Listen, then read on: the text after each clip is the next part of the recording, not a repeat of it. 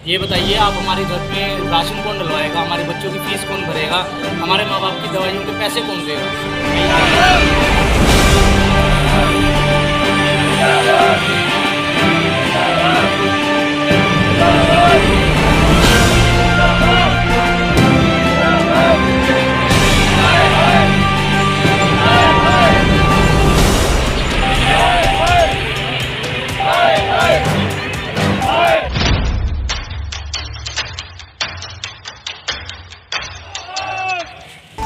İnkılap!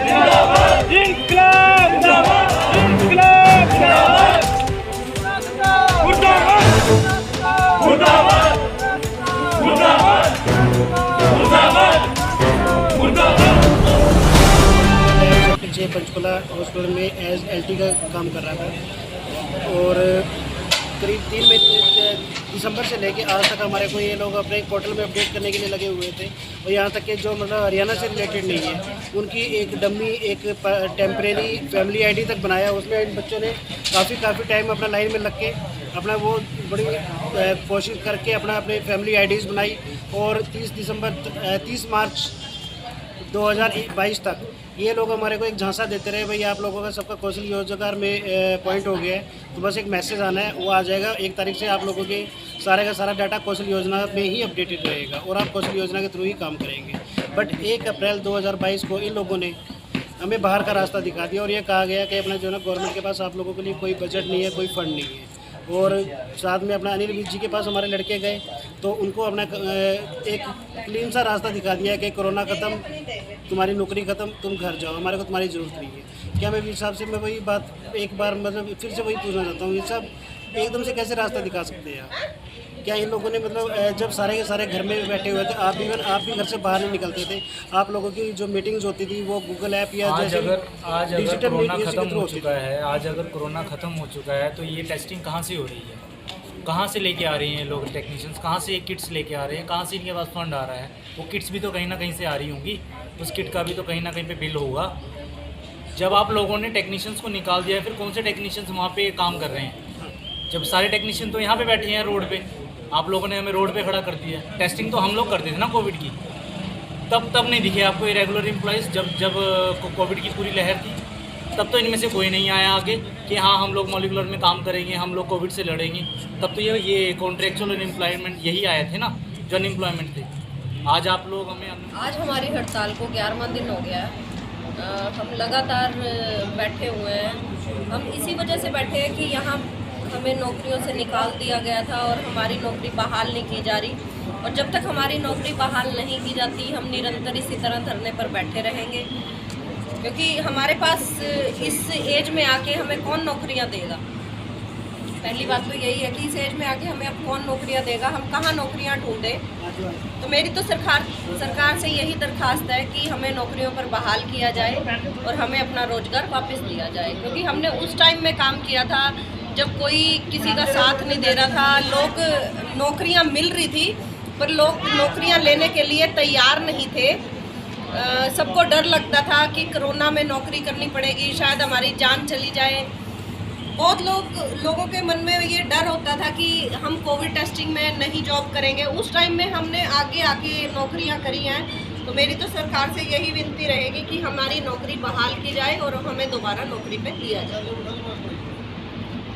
Annu जी, जैसे एक तरफ सरकार ये कहती है बेटी बचाओ बेटी पढ़ाओ का नारा देती है, तो क्या आज के टाइम बेटियां सुरक्षित हैं अन्नू जी?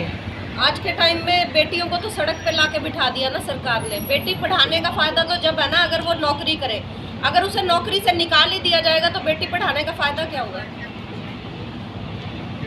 एक तरफ तो सरकार कह रही है कि बेरोजगारी है, बेरोजगारी को दूर करेंगे, बेरोजगारी को दूर करेंगे, और दूसरी तरफ जो एम्प्लॉयज काम कर रहे हैं अंदर उनको ही बाहर बिठाते हैं सड़कों के ऊपर। ये बेरोजगारी ऐसे दूर कर रहे हैं क्या? ये बेरोजगारी को दूर करने के साधन है। अब देखो, जो बेरोजगारी अगर दूर करनी है, जो अंदर बैठे काम कर रहे हैं उनको ही आप साधन छोड़। निर्मल सिंह, उसका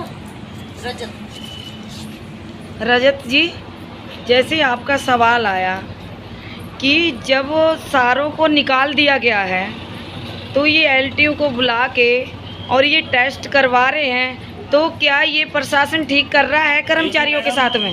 मेरा मानना ये है, ये जो बीमारी है ये सब कुछ ये आम लोगों के लिए है, बड़े लोगों के लिए कोई बीमारी नहीं है। ठीक है, बड़े लोग अपने घर में बैठे इनको एक फ़ोन मारते ही अपने वीआईपी सैंपल्स के लिए अपने टेक्नीशियंस को या 4th क्लास को या ड्राइवर को इनको भेज देते हैं लेने के लिए सैंपल्स। क्यों भाई? जब आपको जॉब पे रखना होता है जब तो आप क्वालिफ़िकेशन मांगते हैं बंदे की, और जब बंदे के अंदर क्वालिफ़िकेशन है तो आप उसको यहाँ पे धरने पे बिठवा देते हैं। आप एक काम कीजिए, आप लोगों के बस का कुछ नहीं है, आप कृपया करके हमें हमारी नौकरी वापस दे दीजिए। ठीक। और दूसरी चीज़, हमारे सीएमओ मैम हमें बोलते हैं कि मैंने आपको नहीं रखा। अरे सीएमओ के बिना थोड़ी ना कोई भी हॉस्पिटल में कोई एक्टिविटी होती है। आप कैसे कह सकते हैं कि आपने हमें नहीं रखा? आपकी मर्ज़ी के बिना तो आपके साइन के बिना तो किसी एम्प्लॉयमेंट को रखा नहीं जाता ना यहाँ पे। रजत जी, जैसे हम आपसे ये कहना चाहते हैं कि जो सरकार 2014 में जब आई थी वो बड़े बड़े घोषणा पत्र में बातें कर रही थी जनता के लिए कि जब मेरी सरकार आएगी अच्छे दिन आएंगे, बेरोजगारों को रोजगार देंगे। तो रजत जी, आपका इस पे क्या कहना है? इससे बेकार दिन पूरी दुनिया में या पूरे इतिहास में नहीं आया होगा। जिन कोविड वॉरियर्स ने अपनी जान हथेली पे रख के पूरे वर्ल्ड को एक राह दिखाई है, लेकिन उसके बावजूद भी आज उस वॉरियर को आपने ज़मीन पे बिठा दिया है, अपने घर से निकलने में मजबूर कर दिया है कि वो रोड पे खड़ा होकर भीख मांगे कि मुझे मेरी नौकरी वापस दे दीजिए। क्यों? मैं खट्टर सरकार से और अनिल विज साहब से ये पूछना चाहता हूँ, आप अगर किसी को रोज़गार नहीं दे सकते तो कृपया किसी का रोज़गार छीने भी नहीं। इनकलाब मेरा नाम रमा है, स्वास्थ्य ठेका कर्मचारी यूनियन की जिला प्रधान, CITU हरियाणा संबंधित सर्व कर्मचारी संघ, सिविल हॉस्पिटल सेक्टर 6। अभी 7 तारीख को पूरी हरियाणा के अंदर सर्व कर्मचारी संघ की कॉल थी कर्मचारियों को लेके और कौशल रोजगार को लेके कि जिस तरीका सभी हटाए हुए हरियाणा के अंदर कर्मचारी हैं इनकी नौकरी को बहाल किया जाए, कोरोना योद्धाओं को सम्मान दिया जाए और जो कौशल रोजगार है उसको भंग किया जाए। तो आज भी पूरे हरियाणा के अंदर किसी कार्यालय पे प्रदर्शन है और सभी हरियाणा के मुख्यमंत्री के नाम ज्ञापन सौंपेंगे अपनी मांगों को लेकर। फर्स्ट मांगे हैं कि जितने भी 2019 से कोरोना वायरस चल रहा है, सभी साथियों को याद है इतनी भयानक महामारी थी, जिस महामारी में सबने हाथ खड़े कर दिए थे, जितने अधिकारी हैं, जितने MLA हैं, जितने विधायक हैं। लेकिन ये कर्मचारी स्वास्थ्य विभाग के स्वास्थ्य कर्मी वो योद्धा हैं, कोविड-19 में जिंदगी मौत से इन्होंने ड्यूटी की, पूरा 12-12 घंटे तक 8-8 घंटे तक कोविड की किटें डाल के इन्होंने सैंपल लिए, BP चेक करे, पेशेंटों को दवाई दी, डेड बॉडियों को इन्होंने शमशान घाट तक पहुंचाया, उनके संस्कार करने में मदद की। जिनके पब्लिक प्लेस में भी जो भी अगर किसी की डेथ हो जाती थी तो उनके घर परिवार वाले डेड बॉडी तक लेने नहीं आते थे, लेकिन ये कर्मचारी थे फर्स्ट रेंट पे डेड बॉडियों का संस्कार करते थे शमशान घाटों में ले जाके। लेकिन बड़ी निंदनीय बात है, ऐसी सरकार को शर्म आनी चाहिए। बेशरम सरकार को एक तरफ तो कहती है कि बेरोजगारों को रोजगार देंगे, जब मेरी सरकार आएगी अच्छे दिन आएंगे, बेटी बचाओ बेटी पढ़ाओ का नारा देती है, लेकिन आज के टाइम अभी किसानों की इतनी भयानक आंदोलन चला, कम से कम 750 किसानों की मृत्यु हो गई थी, तब जाके सरकार ने करवट ली तो कृषि कानूनों को वापस किया। लेकिन पूरे हरियाणा का किसान कर्मचारी से लेके मजदूर से लेके सभी हड़ताल पे थे, तब आज उनकी जीत निश्चित हुई। दूसरी बात, आशा वर्करों का आंदोलन चला, जिसके सरकार ने बड़ी बड़ी घोषणा में ये कह दिया था कि इनकी सैलरी नहीं बढ़ा जा सकती है।